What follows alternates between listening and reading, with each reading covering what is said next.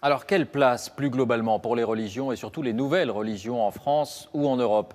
Voici l'initiative de la ville de Hambourg, en Allemagne.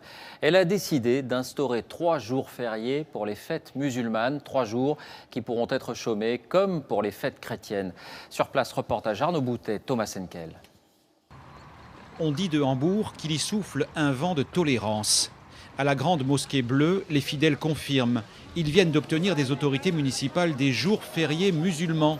Une première en Allemagne, un accord historique après 5 ans de négociations. C'est un signe important.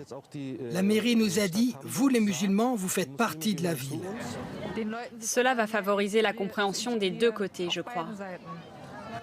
Les 130 000 musulmans de la cité portuaire pourront s'absenter 3 jours par an afin de célébrer une fête islamique. Dans cette mosquée, la plupart des visiteurs non musulmans s'en félicitent. Comment l'Allemagne peut-elle bénéficier de la culture musulmane? Pour moi, c'est ça la question. Il faut arrêter de jouer à se faire peur, comme le font certains. Cela va encourager la tolérance et faire taire les conservateurs qui refusent tout changement. Ce sont eux les plus agressifs, mais il y en a peu. Quelques musulmans et quelques chrétiens tout au plus. Et pour favoriser le dialogue, l'État contrôle depuis peu les cours de religion musulmane. Quels sont les 5 piliers de l'islam? Il faut aller une fois à la Mecque. Nous sommes ici dans une école publique.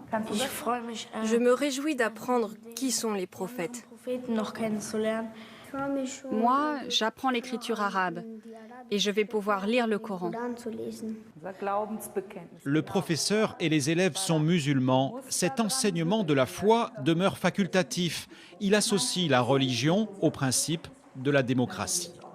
Une quarantaine d'établissements tentent l'expérience à l'ouest du pays et d'autres devraient suivre. Et avec la reconnaissance des jours fériés, c'est là un nouveau pari sur l'intégration.